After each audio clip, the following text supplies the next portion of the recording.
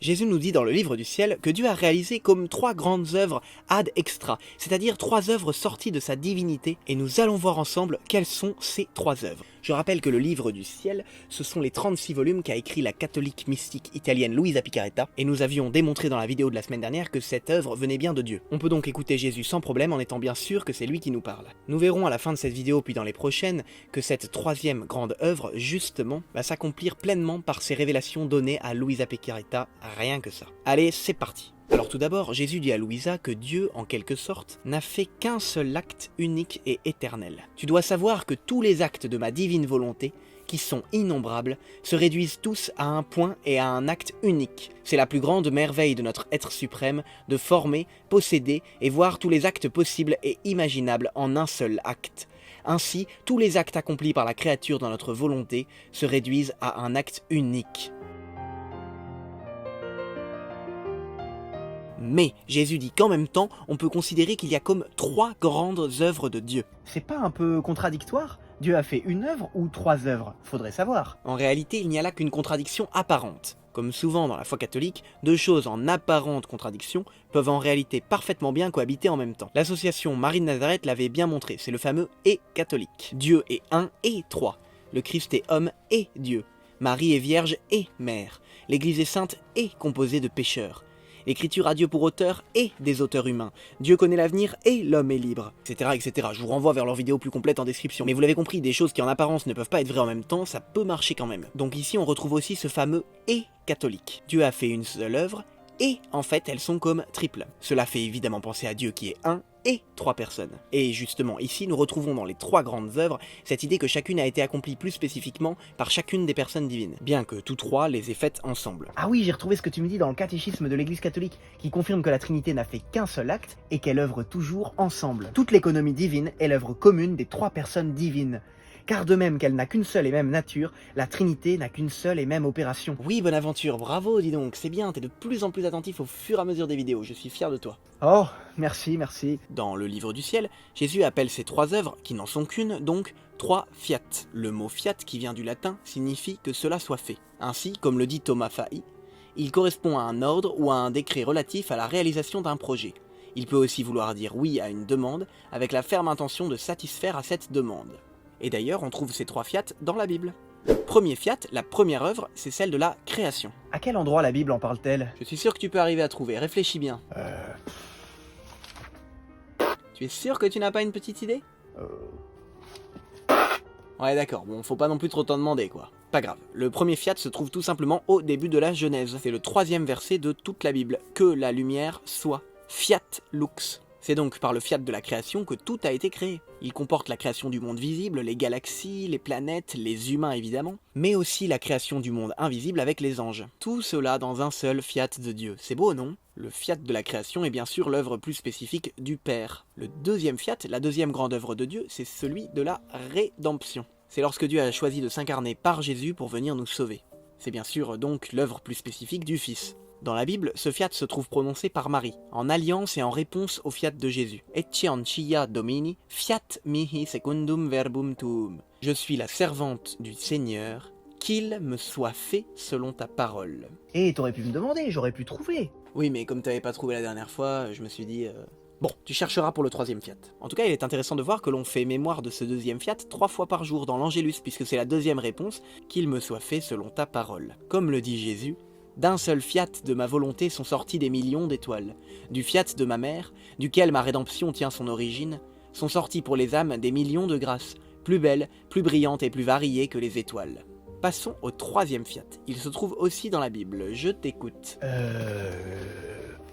Ben décidément, il se trouve dans la prière du Notre Père que Jésus nous a enseigné. Fiat voluntas tua, sicut in cielo et in terra, que ta volonté soit faite sur la terre comme au ciel. C'est le fiat de la sanctification. C'est Jésus qui nous dit tout cela dans le livre du ciel, je n'invente rien. La création était un acte de ma divine volonté. La rédemption était un autre acte de ma divine volonté. Un autre acte de ma divine volonté est le grand fiat voluntas tua sur la terre comme au ciel. Mais en même temps, comme je l'ai dit, ces 3 œuvres sont une. La création, la rédemption et la sanctification sont un seul acte pour ma volonté. Et donc cette troisième grande œuvre est celle plus spécifiquement du Saint-Esprit. Jésus le confirme. Nous, les trois personnes divines, nous sommes toujours unis dans notre action. La création est attribuée au Père, la rédemption au Fils, et la réalisation du « que ta volonté soit faite » au Saint-Esprit. Jésus dit aussi que l'accomplissement du « que ta volonté soit faite sur la terre comme au ciel » est la même chose que la venue du règne de Dieu que nous demandons juste avant dans le Notre Père. Que ton règne vienne, que ta volonté soit faite sur la terre comme au ciel. Autrement dit, le royaume de Dieu est là où est parfaitement accomplie la volonté de Dieu, comme au ciel. Pour le dire encore autrement, le royaume de Dieu sera pleinement venu le jour où la volonté de Dieu s'accomplira sur la terre comme au ciel. Et Jésus appelle ce royaume le royaume de sa divine volonté. Écoutons Jésus nous enseigner dans cette citation, un peu longue mais tellement éclairante. « Ma fille, lorsqu'Adam eut péché, Dieu lui fit la promesse d'un Rédempteur à venir. Les siècles ont passé, mais la promesse est restée, et les générations ont eu le bien de la rédemption. Je suis descendu du ciel et j'ai formé le royaume de la rédemption. Mais avant de remonter au ciel, j'ai fait une promesse plus solennelle encore, celle du royaume de ma volonté. C'était dans le Notre Père, et pour lui donner encore plus de prix et l'obtenir plus vite, j'ai fait cette promesse formelle dans la solennité de ma prière, en priant le Père de faire venir son royaume de la divine volonté sur la terre comme au ciel. Je me suis mise à la tête de cette prière, sachant que telle était sa volonté, et que cette prière étant faite par moi, le Père ne me refuserait rien. Plus encore, je priais avec sa propre volonté pour demander quelque chose que mon propre Père voulait.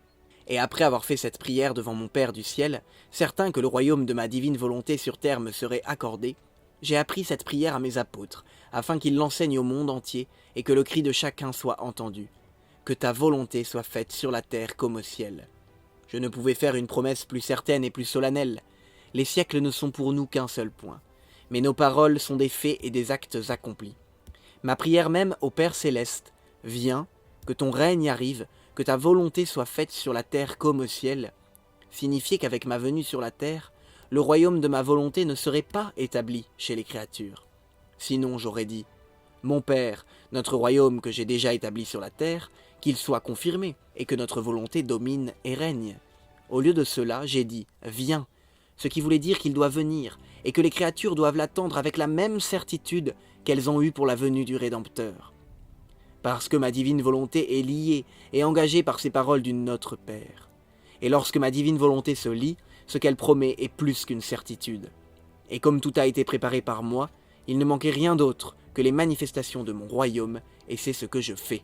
Jésus dit donc bien dans la citation qui précède que le troisième fiat, bien que déjà présent dans la Bible dans le Notre Père, n'était pas encore accompli. Le troisième fiat était présent dans la Bible comme une demande pour que nous demandions que ton règne vienne, que ta volonté soit faite sur la terre comme au ciel. Et nous implorons le Père depuis des siècles de bien vouloir accomplir cette demande. Et Jésus nous dit d'ailleurs que nous devons attendre l'accomplissement de cette prière qui sera accomplie tôt ou tard avec certitude, avec la même ardeur, la même espérance que le peuple juif a attendu pendant des siècles la venue du Messie, donc le deuxième fiat, la rédemption. Depuis l'incarnation, nous sommes dans l'attente de ce troisième fiat, de la même façon que dans l'Ancien Testament, ils étaient dans l'attente du deuxième fiat. Jésus dit également que cette troisième œuvre du royaume de la divine volonté, de l'accomplissement des paroles du Notre Père, est la chose la plus importante à ses yeux. Elle a été prévue depuis toute éternité, et c'est avant tout pour cela qu'il est venu sur la terre, et même qu'il a créé le monde. Mais nous avons d'abord joui des fruits de la rédemption depuis 2000 ans, car son règne n'était pas encore établi, d'où le fait qu'il nous a appris cette prière. Il nous a appris à demander que ton règne vienne, parce que son règne n'est pas encore venu, c'est logique. Donc écoutons encore Jésus.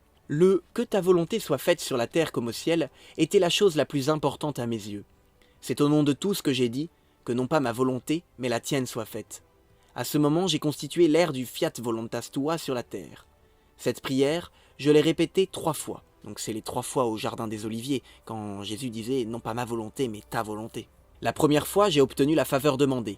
La seconde fois, je l'ai fait descendre sur la terre. Et la 3e fois, je l'ai constituée souveraine. Par cette prière, je voulais vider les créatures de leur volonté humaine et les remplir de la divine volonté. Avant de mourir, puisque je ne disposais plus que de quelques heures, je voulais négocier avec mon Père Céleste le but principal pour lequel j'étais venu sur la terre, que la divine volonté ait la première place chez la créature. La première offense de l'homme à l'endroit de la volonté suprême fut de se retirer d'elle. Toutes ces autres fautes sont d'ordre secondaire par rapport à celle-là. Par conséquent, je devais d'abord accomplir le Fiat Voluntas Tua sur la terre comme au ciel, pour ensuite accomplir la rédemption par mes souffrances. En fait, la rédemption elle-même est d'ordre secondaire. C'est toujours ma volonté qui a la primauté sur tout. Les fruits de la rédemption sont apparus en premier, Mais c'est en vertu de ce contrat que j'ai fait avec mon divin Père que sa volonté règne sur la terre, but véritable de la création et but principal pour lequel je suis venu sur la terre, que l'homme a pu recevoir les fruits de la rédemption. Donc nous le voyons, le troisième fiat, la troisième grande œuvre de Dieu non encore accomplie, est véritablement la finalité de toute chose, la création et la rédemption. C'est pour dire l'importance de ce troisième fiat. Et en fait, Jésus appelle aussi ce troisième fiat la vie dans sa divine volonté. Le troisième fiat est celui de la vie dans la divine volonté. Nous avons donc vu que le troisième fiat, cette troisième grande œuvre de Dieu, est l'accomplissement des paroles du Notre Père, que ton règne vienne, que ta volonté soit faite sur la terre comme au ciel, que c'est la venue du royaume de la divine volonté.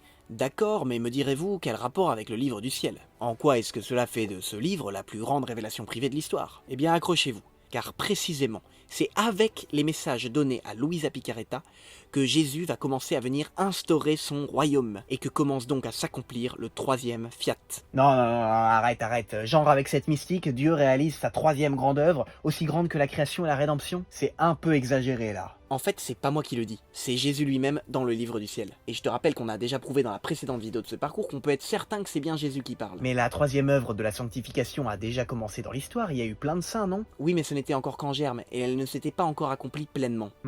Et c'est pas moi qui invente tout ça, hein, aussi fou que ça puisse paraître, c'est Jésus qui explique toutes ces choses. Mais ne vous affolez pas, on répondra tranquillement à toutes les objections, car en fait il existe des réponses très claires et très compréhensives. Et vous verrez que ça s'intègre harmonieusement et parfaitement à toute la foi catholique jusqu'ici. En fait, tout avait préfiguré ça depuis des siècles. Donc on va continuer à voir ça ensemble les prochaines fois. Je suis désolé si vous restez un peu sur votre faim, mais c'est tellement dense et il y aurait tellement à dire qu'on peut pas tout traiter en une seule vidéo. Et je préfère qu'on avance pas à pas de semaine en semaine dans ce parcours. Et petit à petit, on va comprendre, soyez-en sûrs. D'ailleurs, Jésus lui-même le disait dans le livre du ciel, « Quiconque n'a pas l'esprit ouvert à la lumière de la vérité n'y comprendra rien.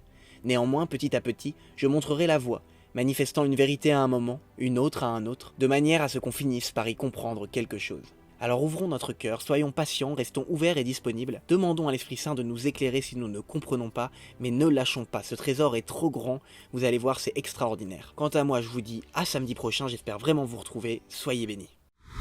Les amis, avant que vous partiez, je vous annonce que j'ai créé une méthode complète et organisée de la vie spirituelle pour apprendre à vivre votre vie avec Dieu, que vous soyez un débutant dans la foi ou que vous priez déjà 1 heure par jour depuis 20 ans. Avec cette méthode, vous recevrez un recueil de plus de 1000 citations de saints que j'ai compilées, ainsi que des fiches outils qualitatives pour chaque cours et tant d'autres choses. C'est le contenu le plus qualitatif que j'ai jamais fait de ma vie et j'ai hâte de vous présenter tout ça. Pour en savoir plus, vous pouvez dès maintenant regarder la première vidéo qui est sur le but de la vie et que j'ai mise en description et commentaires épinglés. On se retrouve tout de suite là-bas pour ceux qui le veulent, que Dieu vous garde.